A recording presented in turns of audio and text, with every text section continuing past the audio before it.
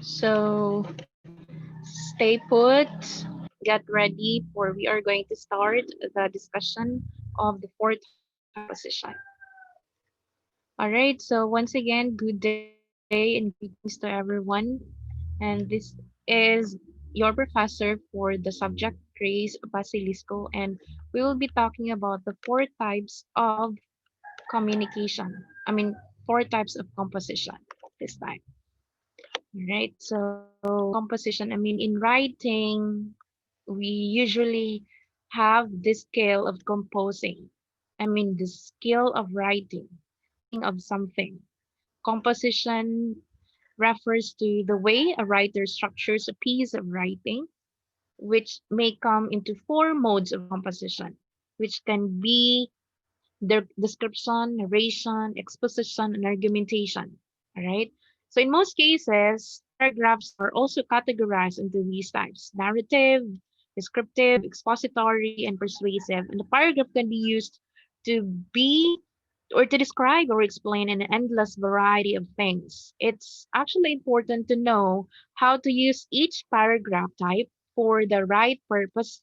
And of course, when it comes to narrative paragraphs, telling us about a scene or an event. We say descriptive paragraphs, it will give us a vivid description of one subject. And of course, the expository paragraphs will give us an information and the persuasive paragraphs will try to convince us to bring us to their level of understanding into their side. So these four types of paragraphs or a powerful tool for writers. Four types of composition are actually good writing technique that will include the elements of a multiple modes of composition. All right. So let's say composing is just like musician, meaning if you're a composer, you are just like a musician because of an artist as well, because a writer sets the tone, okay, sets the tone of a composition to his or her purpose, making decisions about what that tone should be to form a structure. All right, so a writer might express from the point of view of cool logic to impassioned anger. Okay, a composition also might use clean and simple prose, flowery descriptive passages, or analytical nomenclature. So here, this time we are going to talk about the types of composition. Number one, as I have mentioned earlier, that there are four types. Number one is a description, meaning a descriptive one. Okay, what is this description? This is actually a description of an account or a descriptive writing, which is a statement of account that describes something or someone, listing characteristic features and significant details to provide a reader with a portrayal of words. Description also are set in the concrete, in the reality or solidity of an object as a representation of a person, place, or thing in time. Okay, they also provide the look and feel of objects as a simultaneous whole with as many details as you'd like. Okay, for example, a description of a setting in an every chapter of the novel In Our Time by Ernest Hemingway. It is actually very clear in that novel that it explains since using simple sentences are actually used with simple words. Okay, this is the same way with how Walter Raleigh describes the feeling of the character as a response to the message of Christopher Marlowe. All right. It is also how William Faulkner describes the rose of persona non grata. I mean, yes, it's how William Faulkner describes the rose for the persona, referring to the main character Emily in the short story of Rowan Emily. All right. So meaning giving description. Another one is exposition. What is exposition then? It is actually an expository writing. It is the act of expounding or explaining a place, a thing, or an event. Okay, your purpose is not just to describe something, but to give it a reality, an interpretation, your ideas on what that thing means, and it also respects on how you are laying out a proposition to explain a general notion or abstract idea of your subject. Okay? So, for example, you can enlighten the reader about the reason behind the title In Our Time by Ernest Hemingway. By Ernest Hemingway. You can also further explain the biographical background of the author, including his experiences in the creation of the piece in our time. You can also include laying down the influences of the author in the field of composition, especially their techniques, their strength, their trademark, and attitude, knowing author's name. This can be done also in both of the names Reply to the Shepherd by Sir Walter Raleigh and A Rose for Emily by William Faulkner. So technically, you are expounding, you are explaining. All right. The next type is argumentation. Argumentation is an exercise in comparing and contrasting. Okay, because this is an argumentation, or it is basically an exercise in how you agree or debate to the idea of the presented argument. It is a methodological presentation of both sides of an argument using logical or actually formal reasoning. The end result is the end result is formulated to persuade why thing A, for example, is better than thing B. What you mean by better makes up the content of the arguments. Okay, so argumentation also can be applied in three literary pieces in this view. For Walter Raleigh, of the use of the nymphs instead of an angel, remember, of the poem, the nymphs replied to the angel. Why of all words on earth, why he is using shepherd, why he is using angel? It could have been of a fairy, right? It could have been evil, it could have been a saint. Why he is using of a nymph instead of an angel? Okay, so, why William Faulkner used the rose to describe death and loss instead of daisies, instead of orchids? And why Hemingway uses guns to describe war and chaos instead of pen and paper? Alright, so in that area, you could actually see or compare how these authors use their own style in writing or in composing something, and these analysts, people who does the analysis, will actually bring another perspective on the table and will allow the readers to compare to contrast something. Okay, another one is narration. It is actually a personal account. It is a story that the writer tells his or her reader. It can be an account of a series of facts or events given in order and establish connections between the steps. It can be a dramatic, in which case you can present each individual scene with actions and dialogue. Okay, it is actually should be in chronological, which must be observed strictly, or you could include flashbackings or flashbacking technique. So apparently, the narration and the literary pieces of Hemingway and Faulkner, for example, and Relay needs wide-ranging reading and comprehension skills. Okay, flashbacking technique is also used, and the order of events are presented well. It is an arduous work, meaning it is very tedious. It's very tiring, since you have to read a previous material, which takes a lot of time and effort. Okay, because you are narrating, most especially if you're dealing with novels. Okay, so you have to get what happened previous from the previous chapter, then going back to the setting, most especially if that chapter is using flashbacking techniques. Okay, so you really have to read chapter 1 down to the last one. All right, so these three writers actually are very good when it comes to their composition. That's why I'm including this pieces of theirs, because they're giving emphasis on how useful are the words and the connection of the word to the author and to the reader. So might as well, if you wanted to um, discover more of these write-ups from these writers, Ernest Hemingway, William Faulkner, and of course Walter Raleigh, they have a very good composition. Okay, so what is the value of composition? For some, it's just for leisure, but for some, during the time of Cicero and Babel, the Tower of Babel, um, the purpose is actually for to inform and to persuade people. Okay, that's rhetoric in their times. But for now, we wanted to emphasize that composition should also be a tool for practice, specifically for writing and speaking.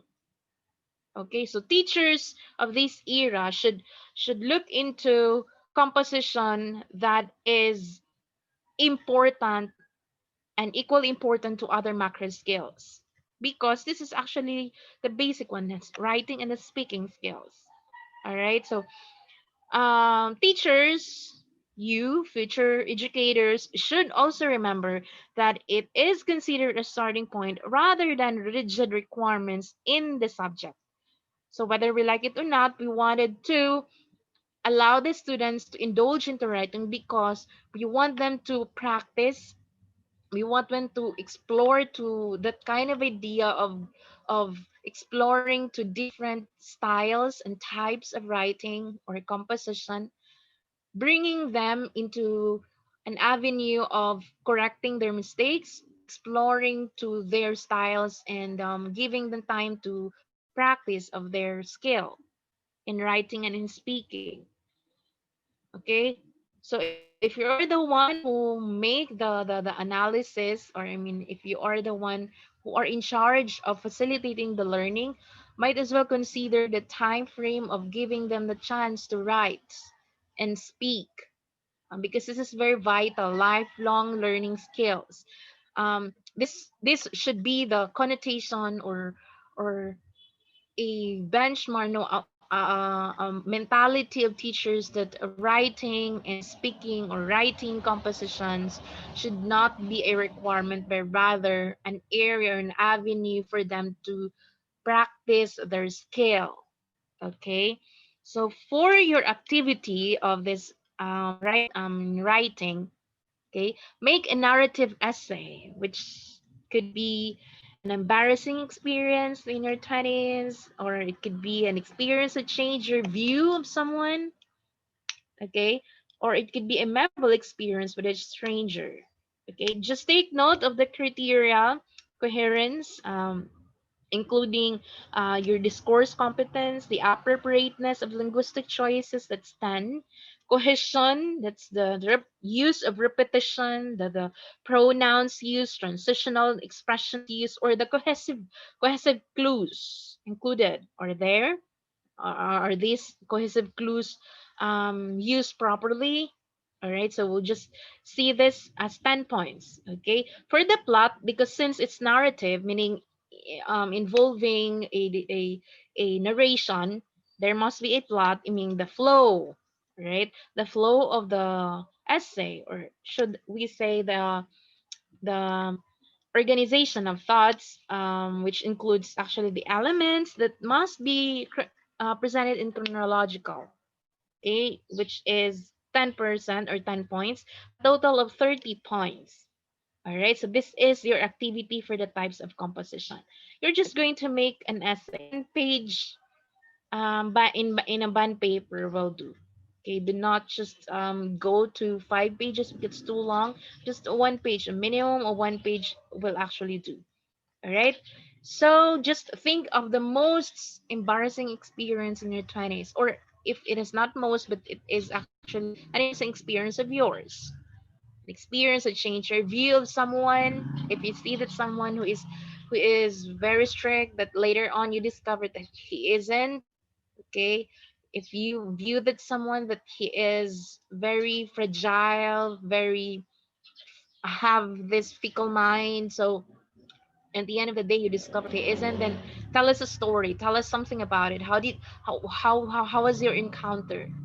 Okay, have you met this somebody? How did you met this person? Were you able to converse with someone, stranger perhaps? Okay, so tell us something about it. Okay, then, but the thing is, what is really a narrative essay? Or what is a narrative essay? Narratives, we have to take note of this, are, and I mean, a narrative essay definition may vary in different universities and schools. As a rule, it describes a text that is used to tell a story and that allows you to share your personal experience in a most inspirational way than usual. Okay, so some papers get more attention from readers because everyone likes stories, and this is the way for it to be heard and understood by everyone, right? So that is why you should develop a good structure for your essay. Write a compelling story, okay?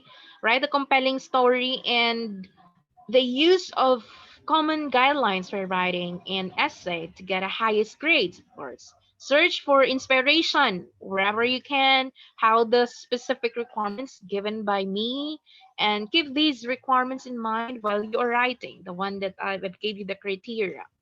Okay, so probably I'm just giving you some guidelines for writing a narrative essay. Number one, you have to keep in mind to consider the topic, or consider the topic. You should be able to weave your truth in a story that matters. Right? In it would not be a good narrative essay if you are not involved in your writing and don't want to share your experience with others. Okay? So next is start with a draft. It is not easy to write a good story from the beginning to the end without some planning. That is why you should create a narrative essay outline and draft and then polish it until you're sure that the results met or meets all the requirements. So actually this method is used by people including famous writers do the draft. Okay, they're starting with the draft. Next one is know of the storyline elements. Most stories actually contain elements as a description, plot, characters, the setting, and other components. These help each text attracts the reader's attention and make them think about it. Okay, so make sure your narrative story contains all these elements and is written in accordance with all the standards of English grammar and reading. All right. So next one is point of view, or the point of view. Okay. The readers and listeners should clearly understand your role story, which is why it is important to let them know all the details of the described event, as well as explanation of your behavior in a particular situation. Next one is proving and supporting. You should not only show your opinion, but also give arguments that support it. Okay, you should provide readers why any facts and references that showcase your thoughts and the results of your conclusions. Next is to do not give details that don't mean anything to your story. All right, so they make your essay too wordy and can confuse readers. Okay, if that's the case, to determine whether specific details are needed, find out if they have different roles in the plots. Okay. Next one is clear writing. Use simple words and appropriate language in the texts. The clearer your readers understand that you are telling them, the better their feedback will be. And keep in mind that some things that are clear to you can be ambiguous to your readers. So you should check your text before you hand it in. Okay. Next one is to describe events chronologically. Since it's a narrative essay, events should be described chronologically. All right. As a rule, papers are created in proper chronological order in order to avoid confusion and allow everyone who reads it to follow the author's thoughts easily and with interest. Okay. So next is to read some narrative essay examples. Okay, the more you read them, the more you'll be able to create a well developed plot. You can also watch video presentations in which other persons describe their experiences, as it helps to learn how to provide or to present your thoughts appropriately. Next one is to double check the provided requirements. Okay, when you get such an assignment, you should be provided with some guidelines and requirements. If not, you can always request more details from me. Okay, but actually, I provided you with the criteria. So just based on the criteria and the guidelines. Okay, next one is to revise your essay. Check it for grammar and plagiarism. Revise sentences that don't sound well, and don't hesitate to ask for advice from your friends. And there are also many services that can help you with revising and editing your narrative essay. Okay, the next one is to highlight most crucial moments. Keep in mind, okay, that you will have to highlight the most significant arguments or facts to help your readers identify them and easily understand their role in the story, as well as their influence on the outcome. Okay, but the question is, how long should it be? Okay, how long should it be? Before jumping into writing narrative essays and thinking about how many paragraphs should be it there are two rules to follow as long as your professor asks you.